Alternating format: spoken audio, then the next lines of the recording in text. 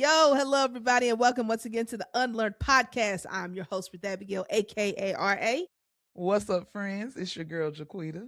and this is the podcast that is helping you gain the courage to change your mind so that you, yes, you, can experience more freedom. Yes, listen. Me and Ruth Abigail, we had to get some coordinating things together before the episode. Really glad we were able to do that for you guys. Yes. Listen, friends, it is a season of elevation out here. Mm, I know so many people who are in between opportunities. And when I say in between, you're in a place where you know transition is coming and you don't quite know how to push forward out of a place that may feel stuck because you're not really stuck. It's almost like something is pulling the tension behind you and getting ready to release. And I just know so many people in that position right now. And I think we're going to do this level up series. we're going to do that. Okay. That's what we're going to do. Just a little quick something for the people. Just a little something, okay, because it's time to level up.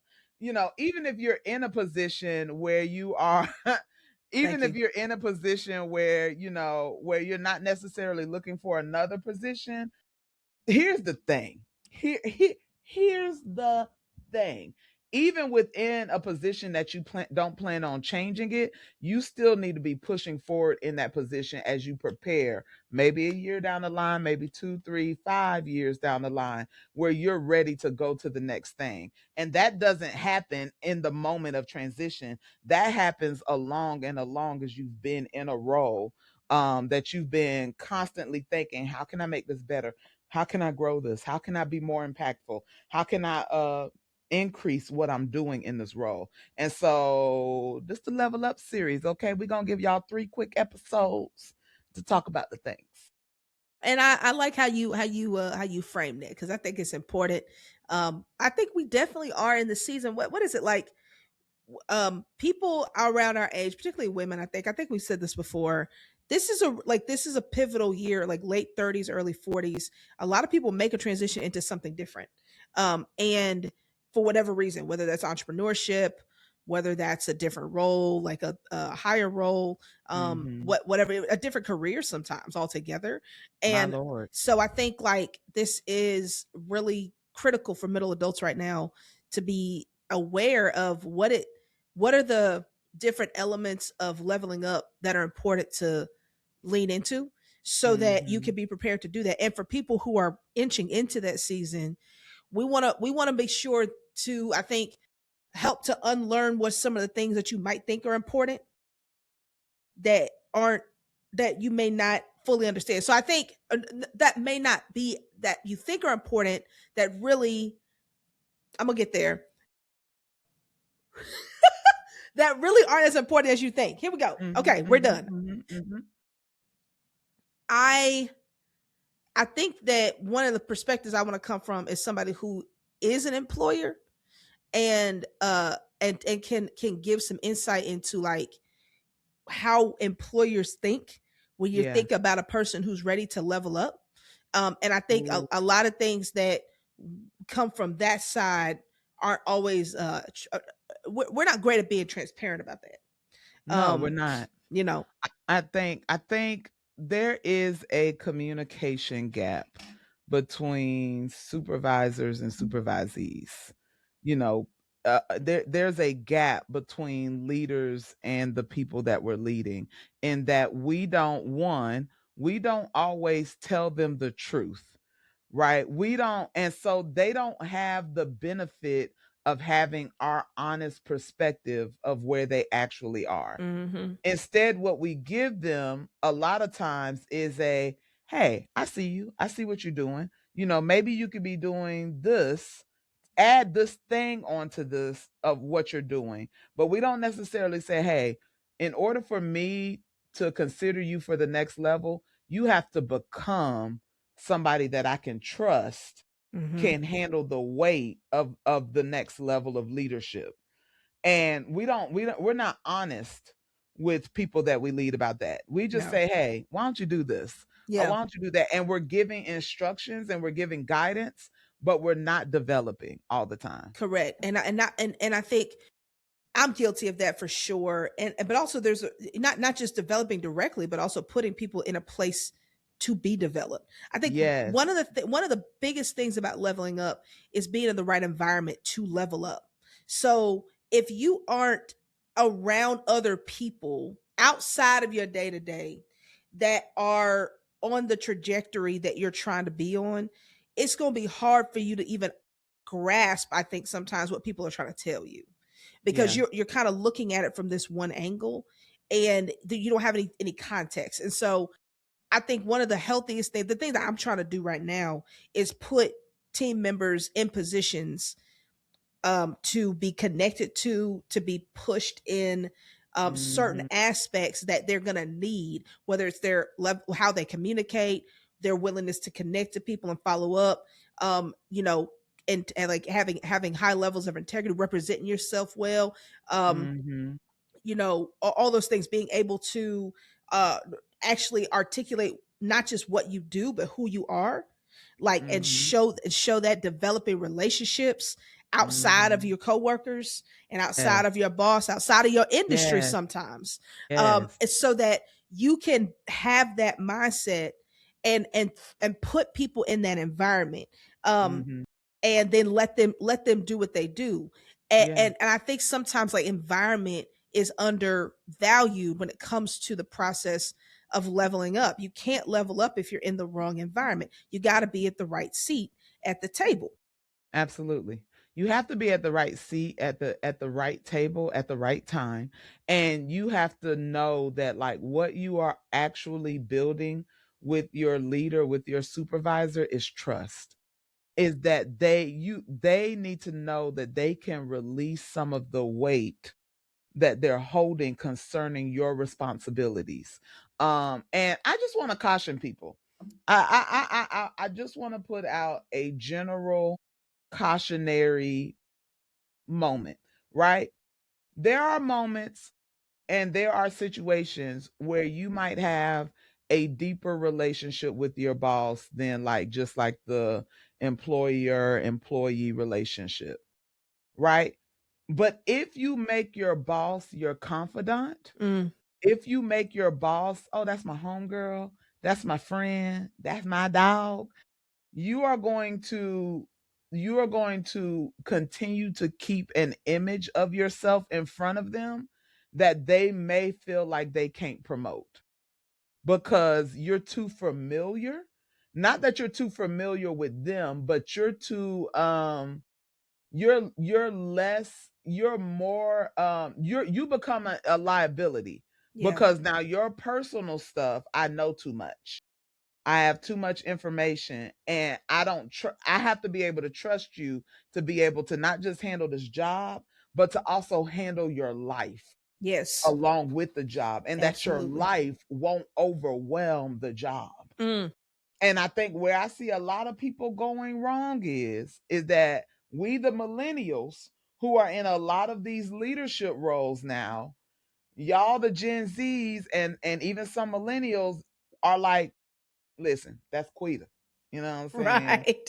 She's cool, you know what I'm saying? I talk to her about anything, you know, and you can. I'm not saying don't to disrupt that, but also you need to have a strong line and a strong boundary where you know as a leader I am meant to get something for this person that will make my professional career better. And so I have to make sure that I am balancing my personal and professional relationship in a way that where if a door opens, I can still move through it because leaders don't promote homegirls. Man, that's good. Leaders don't promote you because that's That's my good. friend, that's my dog, right? Anybody who's going to sponsor anybody for an opportunity, like I'm putting my name on the line to say that they can do a good job. And if everybody knows that we're familiar with each other, or people have a suspicion of that, I can't risk any level of favoritism. You have to earn it. And you have if you are around people that can make you better, you have to have been taking the time to actually learn from them. That's This will be my yes. last point. I'm seeing a lot of relationships of people who are close to people, but they're not learning. They're not gleaning from the people that they're under. You know Mm, what I'm saying? You're not carrying any of the greatness that you're under. It's not transfusing. yeah. You like proximity, but you don't like responsibility. Yeah. That's You good. like you like to be close, but you don't like to grow.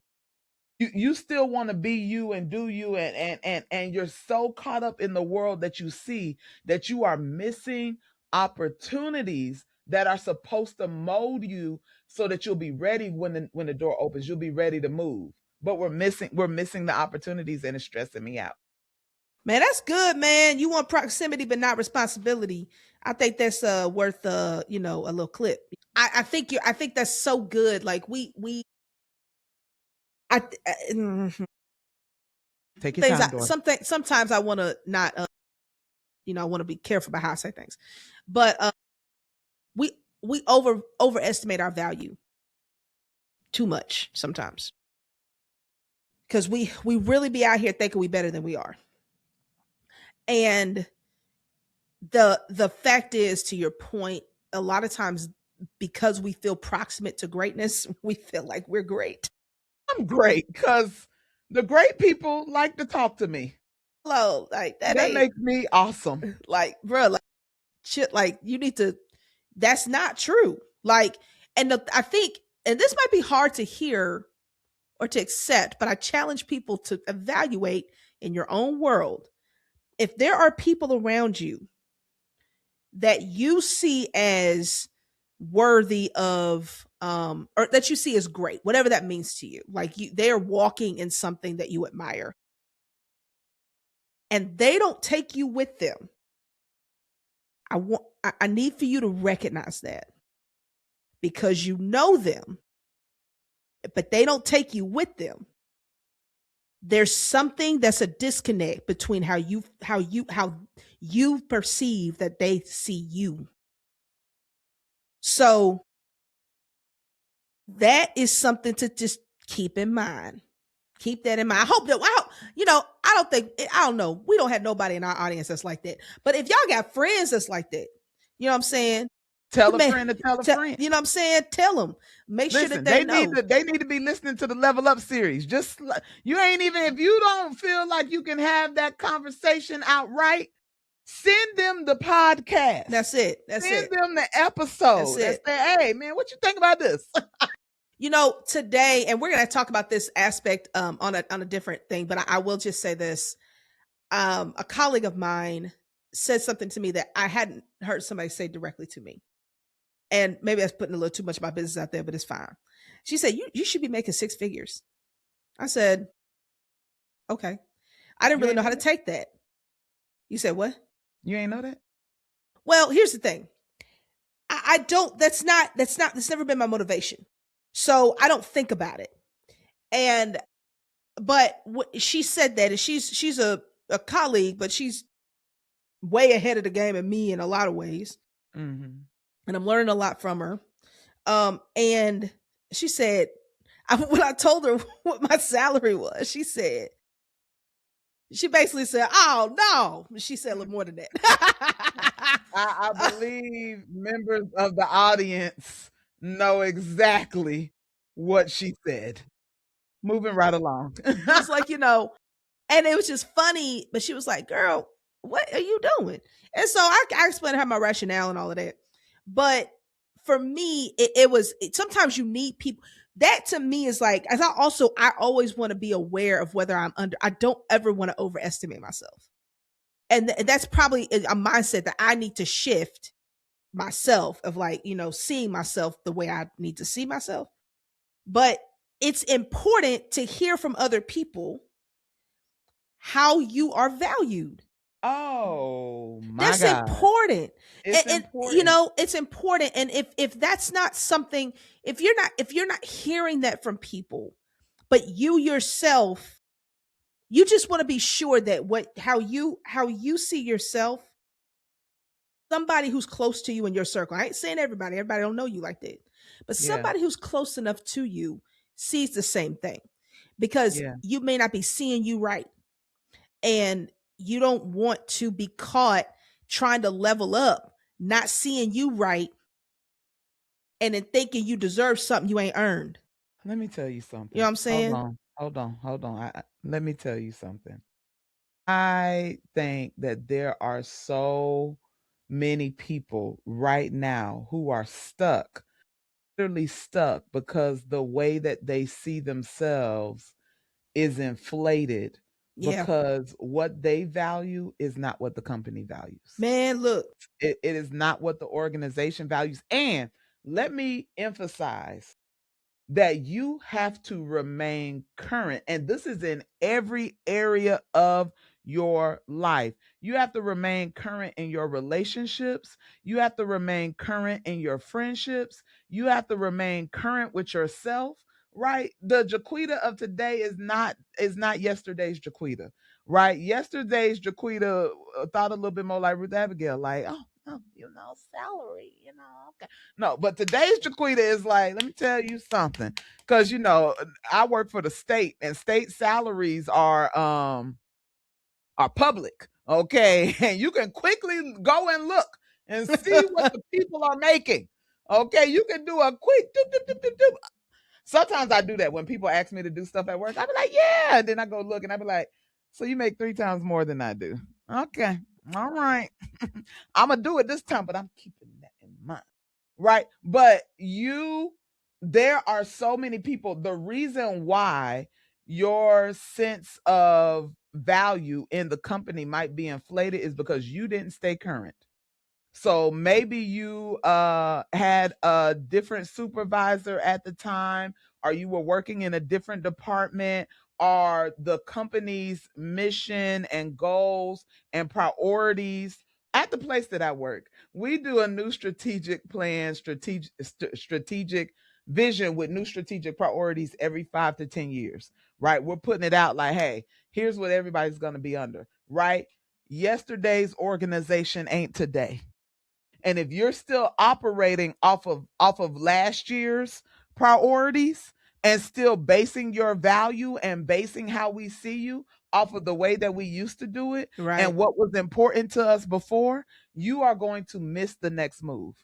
And when the next door of opportunity opens, you are going to wonder why, like, why do people, why am I not able to run at this level and move at this level?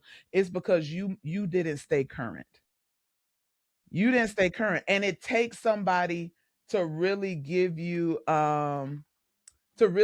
insight and clarity on that. What you're saying, it kind of leads into this one of the things. So I there's a couple of books that I think are really good for this conversation if you haven't heard of it.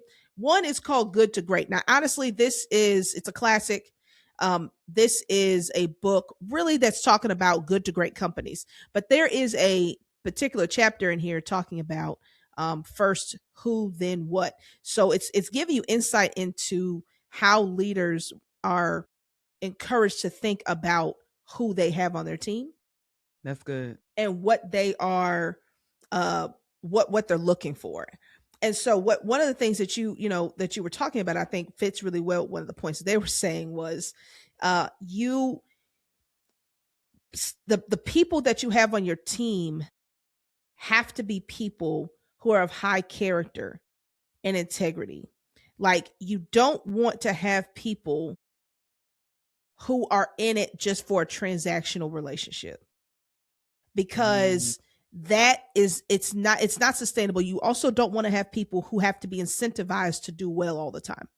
yeah. Every time I want you to do better, every time I need you to step it up, you want something from me extra. Like it's like that type of attitude is not what the great companies and the companies, especially if the company is moving from good to great, they're going to be looking for people who are going to want to move from good to great. And kind of the tagline, one of the biggest things they say about in this book is that good is the enemy of great. Ooh, hold on, write it down, y'all. Have you ever seen the Instagram page with the girl with the notebook? And when she hears like quotes that are Oh really yeah, good, she yeah, goes, I, yeah. I Yeah, that's how I feel about yeah. that. Good is the enemy of great. Yeah. Yeah, and I think it's because it's so deceptive, and and we have to stop kidding ourselves. So if you're if like Jakub was saying, if your organization or wherever you are putting in your energy and your efforts and your skill and your talent Mhm. is going in a certain direction, and you want to move with them, then you better move with them. You have to move with them, and you have to assess how have the values of the company, the values of my supervisor, of my team shifted, because guaranteed your direct supervisor is having conversations with leadership that you don't know about.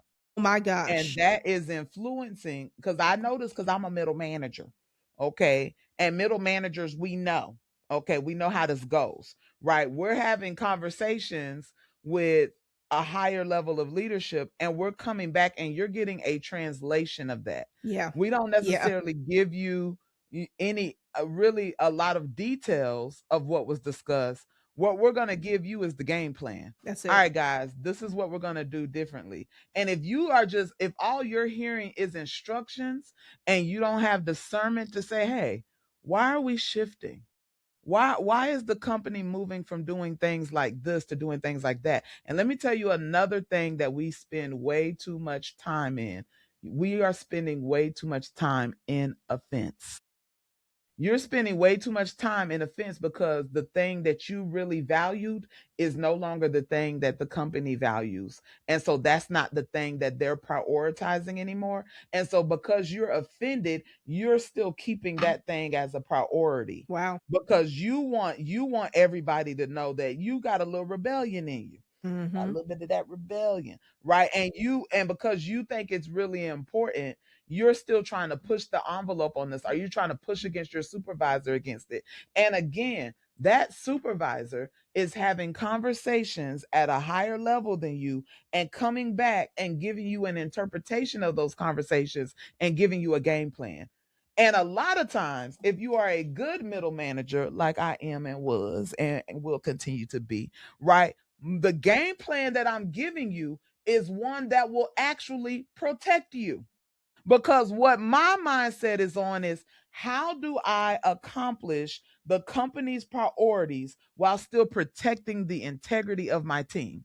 Because Mm. I have to be concerned both about what's important to you guys and what's important to the people above me.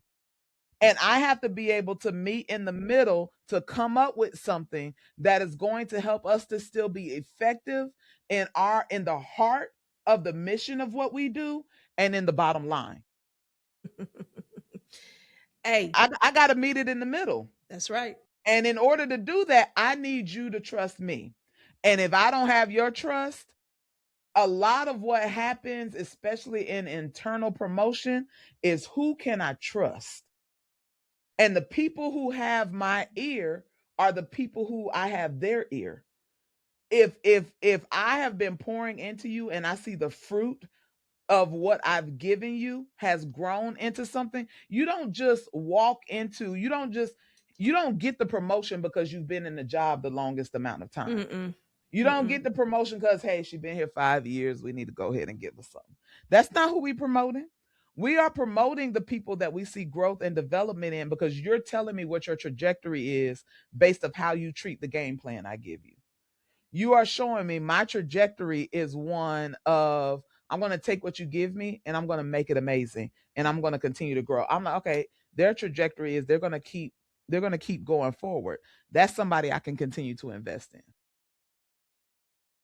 One of the things that have I have a small team, so I have the privilege of doing this with most of them, is understanding where you want to go. What as of right now today, like you, I mean that might change in 2 to 3 years. That's fine, but what are your actual goals?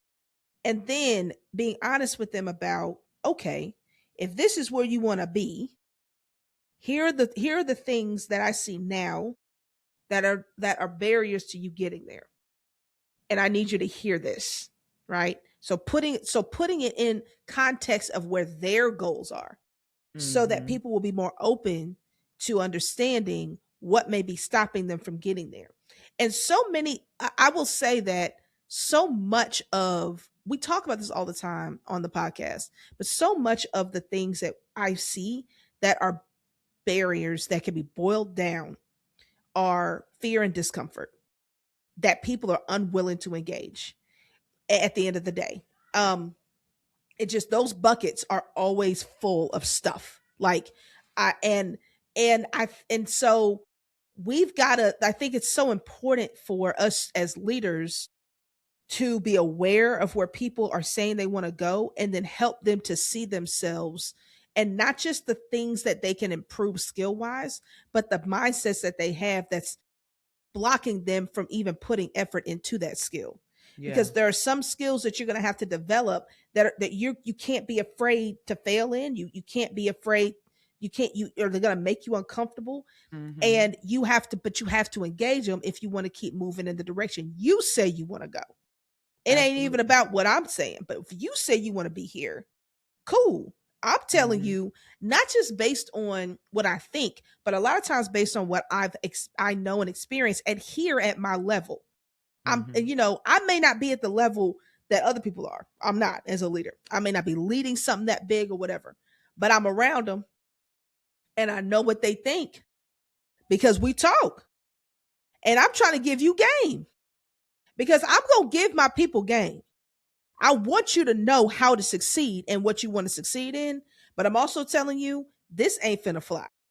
Listen. And I think that is something. If again, it doesn't have to be it don't have to be the person that you work with directly, but are there people who are willing? So there's a concept that, if you ever heard of it, it's called Johari's window, and Johari's window is basically a concept talking about like what you what making a distinction between what you see about yourself and what other people see. So there's, it's one of those, you have four different boxes, in a grid, and you have what you see and others see. That's clear. Mhm. Windows open is clear. You have what other people see that you don't see, and that's your blind spot. Then you have things that you see that other people see. I'm sorry, things that you see that other people don't see, and Mhm. that stuff you're hiding actively. And then you have things that are unknown to both of you, that you don't know, they don't know. And Only the Lord only the knows. Lord, honestly. So there are so you have to, I think, our in the point that you made about being offended. A lot of times we get offended when people tell us things that we haven't discovered about ourselves, and we think they don't know because we don't know. No, no. If I'm close to you and we're in proximity with each other, you got to be willing to hear things that you haven't told yourself, cuz you haven't seen it, cuz you have a blind spot. And blind spots can kill you in leveling up. They can kill you, especially if you're unwilling to hear it. So to your point, like the value, right? Like I bring this to the team. Cool. Well, the team is going in this direction. So what you're bringing currently is great. What I'm telling you is you need to level up to this. Well, I think I'm already doing that. Yeah, but I'm telling you, you're not. Like you're not there. Yeah, but I did it. Okay, we keep going back and forth, but I'm telling you from the perspective of the person who's about to try to give you an opportunity, it ain't there. So instead of being offended and trying to ignore and be like, "Hey, I don't agree with you." You don't have to agree with me, but you also ain't calling the shots. So you decide whether or not you want to listen or not. And that's just it is a mentality that we have to say, okay, there is a reality about me I actually don't see that other people can help me with. Don't reject the help. Don't reject it just because you don't see it yourself. My Lord, that blind spots can kill your progress, can kill you moving to the next level. Here's the thing. When people tell you something about yourself that you weren't aware of and that you may not necessarily initially agree with, I think you have to, instead of seeing that as an attack, I think it would be better if you saw it as a gift, Yeah, for because there sure. are a lot of people who don't get told, Yes, who don't get that information. And that information is what can take you from good to great. The absolutely. people who are great have been notified of their blind spots, and it has given them the opportunity to develop those areas or to really work around them, right? Like, if for instance, for me, I know that I am not a I'm going to sit at my desk for 10 hours and work on administrative paperwork things. I know I'm not that person, right? I have not, in my leadership experience, spent a lot of time developing that. Like, I haven't said, you know what, I'm just going to work on becoming more, administrative in that way. Like, I'm going to work on paperwork, right? But what I have learned is, how do I build around this thing that I know is not a natural part of who I am? When I'm looking to hire people, I'm looking to hire people who are going to be very, very Mhm. administrative, like, who are like very task oriented. I keep task oriented people around me because I know that's a blind spot. And I know that despite my best efforts, right, I know that that's not going to naturally come to me, right? But because I know that, as a leader, I'm able to build around it, and I'm able to present myself as a great leader and not as a leader with a deficiency, Yeah. right? Because I know I'm aware of it, and I know sometimes I got to bite the bullet and just do what I got to do, right? But then there's other times where I can say, and we'll talk about this in the next episode. Make sure you tune in, right? Where we'll be talking about negotiating, right? But then, that if I'm moving to my next level, to my next thing, then I know I need to ask for that. I Mhm. know that's one of the questions that's going to come up for me. Like, hey, what does the administrative help for this role look like? What? Because I Yep. know me. I know what I need to be great. And that's how you have to see it. You have to see it as somebody is telling you what you need to be great. Yeah. And that is what's gonna significantly make the difference. Anybody, let me tell you what's dangerous. If you have somebody who can only tell you good things about you, Mm. that's not a person who's interested in elevating you. Absolutely. If they are only ever praising you to your face, one, you don't know what they saying behind closed doors to other people. Mhm. And I'm telling you, I ain't telling you what I think, I'm telling you what I know. Okay. And you also don't know what opportunities they're keeping you from, because they won't tell you what your blind spots are. Mhm. I have been in leadership situations where people are intentionally withholding that information from people that they lead. Because as a leader, it takes courage for me to be able to tell you something that I see, Yeah. right? And I also have to have built a relationship with you. That's why I'm saying, be careful how you treat proximity. If you are going to be close to a supervisor, to a leader, to a mentor, make sure, I would use that closeness to say, hey, what are you seeing? What are you noticing about me? What ways can I strengthen my leadership? And not as just a way to just have somebody to kiki with that you can name drop when you walk into different rooms. Don't drop a name that one, they can't trust you with responsibility, and two, Right. you haven't made yourself vulnerable for them to really tell you about you. Don't drop my name if we can't have a closed door conversation where I'm like, hey, here are your blind spots. This is what's going to keep you from getting to point A to point B. Yep. Right? If Yep. you are looking for proximity to a leader, let it be so that they can show you the areas that will keep you from greatness. Mm. That's good. No, that's hey man. That's important. Like don't be name dropping and you're not willing to hear the truth Yeah. from people. Like, nah, like don't do that. Because it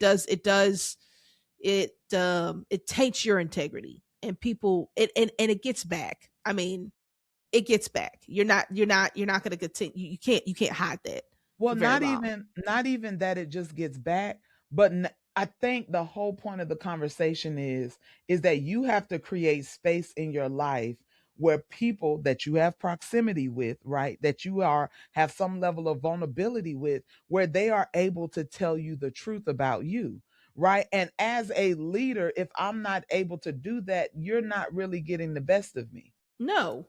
right? And No. so, and then when I look at you, and when, because at some point that leader is going to have to evaluate you, Mm, and they're not evaluating you based off of how much you make me laugh, yeah. or how good our kiki sessions are.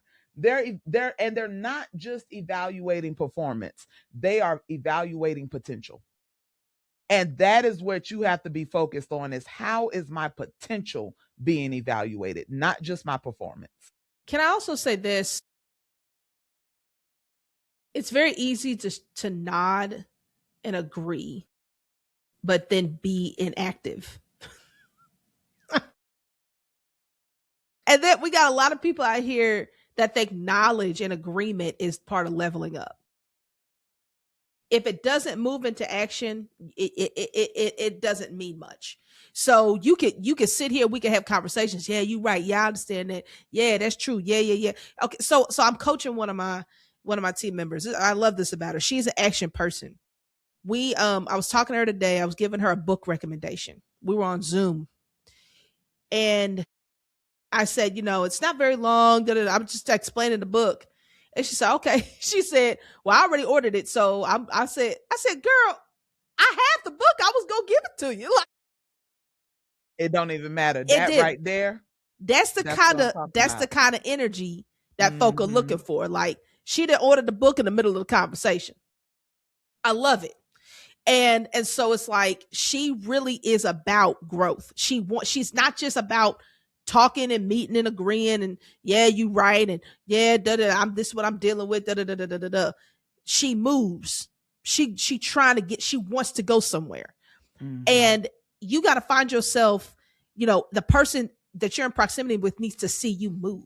You don't always have to be big moves, but it could be little moves to show that I'm being active in what you have told me, and I heard you because I moved, not just because I nodded. Like, I heard you because I actually stepped up and moved. Um, I think there's, I mentioned one book. I want to mention another one. Get in there. That I actually think is Ruth the Scholar. very critical. I used to teach this book to youth workers and for several years. It's called So Good They Can't Ignore You. It's a really, really good book. And it talks about, like, the tagline, or the subtitle is Why Skills Trump Passion in the Quest for Work You Love. Mm. And so a lot of his argument is based on this, it's debunking this idea that we've been kind of been sold to follow your passion, and understanding, like, that doesn't your passion is not something that you don't need to follow your passion until you have uh developed a set of skills to sustain that passion. And Agreed. oftentimes when we're talking about leveling up, we are focused on what we want to do, what we think we like to do, what we think is going to be more exciting about where we are right now. And what we don't realize, and we don't necessarily take more time and understanding, is what are the skills it's going to take me, what are the skills that it's going to take to actually sustain what I think I'm going to fall in love with. Because Mm. that passion that you feel just by from a distance, I like from a distance of whatever it is you think you want to go towards, will turn into a burden if you ain't ready for it. And so, as you're preparing to level up, instead of just asking yourself, what would make me happy and fulfilled, ask yourself, what am I prepared to give? My Lord. What am I prepared to give? What have I learned? How have I grown? What skills do I actually have that are in the book? He calls them rare and valuable, that I can Wow. say, I do this better than anybody else. And what we'll find oftentimes is that when we put ourselves in a position to actually use what we've developed, Mhm. passion follows that, because you can enjoy what it is that you're good at faster than you will get good at something you think you enjoy. Mhm. No, that's really good. That's really, really, really good. Think that something, and I want to promote something here because I think that there are a lot of people who are not, and I'm talking specifically about middle adults who really can't name that rare and valuable thing.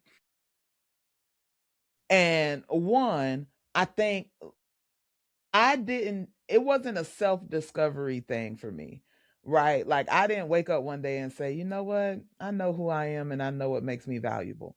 I started listening to the things that people were saying about me on a consistent basis. And they were things that I absolutely did not notice about myself. You know, I give a lot of presentations. I do a lot of public speaking, and I've always known that public speaking is a gift of mine. And so I used to would say public speaking is the thing that makes me is my rare and valuable thing. But Mm, even though people would praise my public speaking, what they praise more frequently and what they do at a deeper level is talk about my energy. They say it's the energy you bring into the room. Oh my goodness, I could just listen to you talk all day, right? Because not because I speak so well, but because what I bring into the room creates momentum, excitement, and engagement, right? And that is something that I can produce on a consistent basis. It doesn't matter what room I'm in, it doesn't matter what job I'm in, right? Some of my jobs have required a lot of public speaking, some of them have required much less, but every single one, what has helped me to stand out as someone that is, again, rare and valuable is my ability to mobilize people, my ability to energize an idea, my ability to galvanize, which is the word I learned from one of our assessments that we talked about some years ago. Y'all need to hop up on that, right? And so that was something that I discovered about myself. I never described myself as being, well, I'm just like an energy builder. yeah, yeah. I'm, Right. I didn't think of myself like that. I thought of myself as dynamic. I thought of myself as a great speaker, but everybody started saying it. And so I started recognizing it as this is my thing. Hmm. And sometimes a lot of us are stuck because you've made the wrong thing your thing. Man, that's That good. ain't your thing, baby girl, baby boy. That's good. That ain't the thing that you think is what you're really, really good at is not the thing that makes you rare and valuable. That's good. You are hanging on to something that has become antiquated because you are not current with yourself. Mm, You're not current with you. I could continue to call myself a dynamic public speaker, which I am, thanks to the Lord's grace, right? I can continue to call myself a dynamic public speaker, but how many people are saying that? There's so many dynamic public speakers, but there's not a lot of people that can move a room in the way that God uses me to do it. There's not a lot of people that follow the energy of a room to know when to take it high, when to take it low, when to even it out. And to be honest, it's something that I'm still learning, right? Ruth Abigail will tell you when she listens to my sermon, she'd be like, all right, you came in too high. You got to start lower. Right. You gotta bring that thing down. All right. You started at 10, you really ain't had nowhere to go.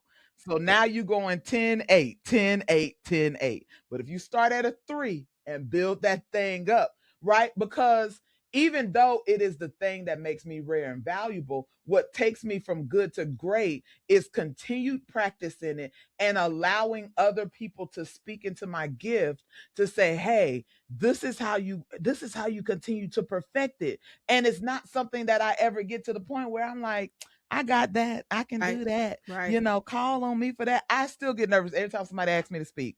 I don't care if you ask me to just say grace over the dinner. I'd be like, Lord help me, Jesus.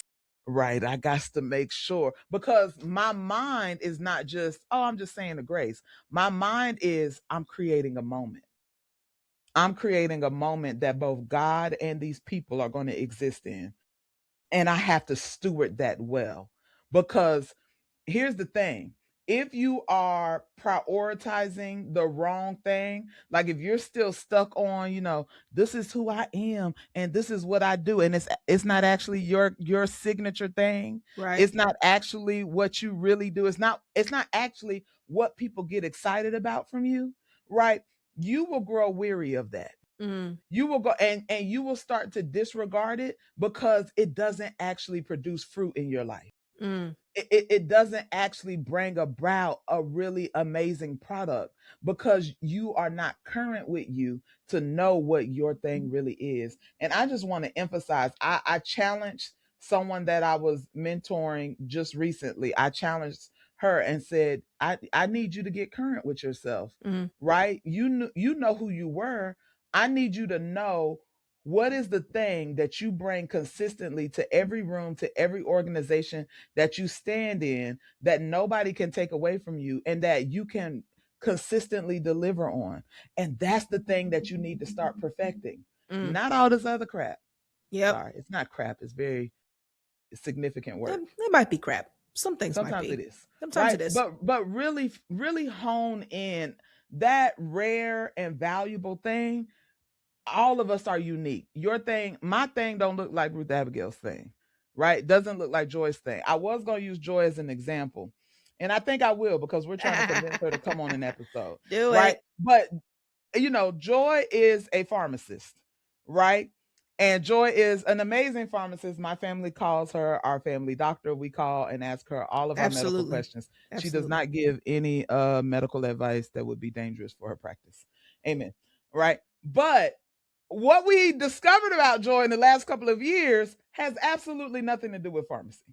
Right? Like the things that Joy is really good at, the things that make Joy rare and valuable are her ability to add structure to organizations, her ability to pay attention to the details like a pharmacist would, right? And really hone in on processes and really building up, how we do things and making sure that people are following protocols of what we said we was going to do, right?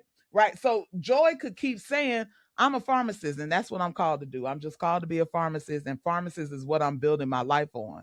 Our Joy can find her rare and valuable thing that can translate into any organization or anything that she's a part of, right? That doesn't mean that she has to give up pharmacy because, pharmacists are doctors Yeah. and they make money. Hey, yeah, they do. Okay, so we're not We asking Joy we to want Joy to give that keep up. that. You keep that. But Yeah. as Joy continues to grow in her career and in her sense of purpose and in her relationships, she doesn't keep pharmacy centered. She keeps the rare and valuable things centered. That's right. Yeah. Yes. I think that's good. I think you'll never level up with a fixed mindset. The worst thing you can tell yourself is this is who I am. That's honestly one of the most limiting statements you can make. This is who I am. This is me. This is who I am. How many times do you hear that? Like Yeah, you're gonna get I stuck right there I too. get so frustrated about that stuff. Well, that's fine, be that. And this is where you're gonna stay. Okay, fine. Right? Because, you know, a fixed mindset is not, you can't move like that. You have essentially said, this is it. This is all there's to me. And I can't and I won't be able to give you anything more. Well, if that's the case, then you'll just be where you are. And Yeah. if that's where you want to be, that's okay. And so I think that part of understanding your rare and valuable quality is understanding that you have to have a growth mindset in that to even understand that rare and valuable qualities are not pigeonholed into one thing. Yeah. And so if the only thing that if Joy was saying, it was like, hey, I'm a pharmacist, not a producer, she wouldn't Come be on here. here. She wouldn't be here. It imagine because this world for me and Ruth Abigail seems like a natural transition.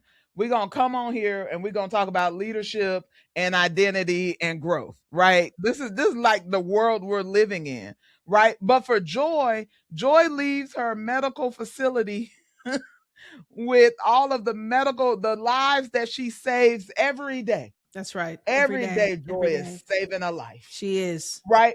To come into a space and operate, but taking the same level of excellence, the same level of care, right? And the same perspective, right? And pharmacists can be producer because it's Joy, Yeah. because it's her rare and valuable thing Yep. that translates into different areas of her life. Yep. And you have to figure out what is the thing that it doesn't matter where I am, That's it it. doesn't matter what I do, it translates. It comes People with me. know, That's right. people know not to sit next to me at events or at church. I listen, the people who sit next to me at church, we have a wonderful time. We've been sitting next to each other for a long time now here because I am going to bring the same energy I have on the podcast, the same way I be in certain little jokes and my laughs and my faces and all of that. I'm Jaquita everywhere I go, right? Everywhere I go, I show up as her, right? And so I am consistent in that. People, in order for people to be prepared to promote you, they have to know who they're promoting. They have to know what to expect. And you have to make sure you know who it is that you're promoting. And I really like that. What's the Jabari window? Whose window was it? Jahari. Jahari. Jahari.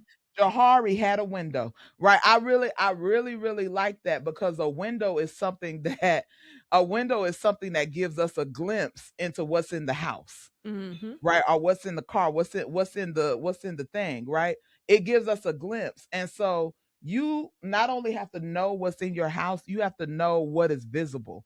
Like, what are people seeing? What am I seeing? And then you have to also know that there's some things that nobody is seeing, that the Lord, let me tell you something. That one box where it's like, I don't know and nobody else know, God knows, That's and it. he will reveal it He at the will. right time. At the Yes. appointed time in your life, you will learn something new about you, and you'll be like, dang, here we Or grow again. or he'll reveal it to somebody else because He'll move it to your blind spot he category. he he might. I mean, Yeah, because let me just say, marriage will do that to you.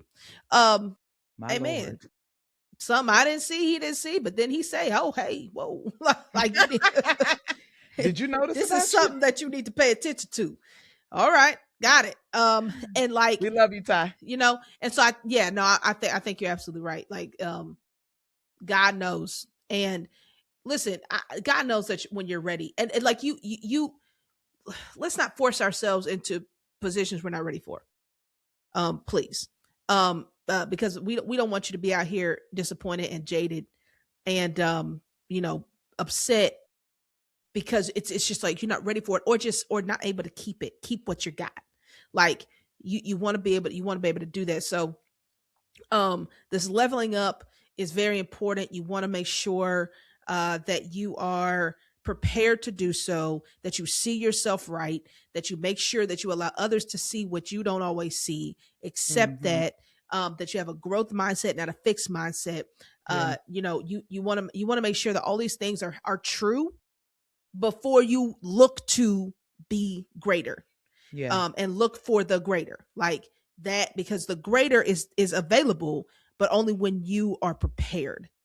um absolutely. and so we want you to be prepared, and we hope this particular episode has helped to uncover some things My about Lord. leveling up. My Lord. That's right. That's right. That's right. Yeah. Okay. All right, guys, we're done. Listen, if you like what you heard, okay, if it blessed you in any way, would you share with a friend? Huh? Would you tell a friend? Would you hit the like button? Would you subscribe and join the family? Okay, we do this because we know that God has been good to us, right? Mhm. And that we've learned a lot on the journey. And so we honestly just want to share with as many people as we can get this information to. And we're building community here because middle adults need community. Let's be honest. We It's the all need that. facts. So please like, please share, please subscribe, become part of the community. And folks, we're going to see you guys next week. But until then, let's keep unlearning together so that you, all of us, can experience more freedom. More freedom. Peace. Bye, y'all.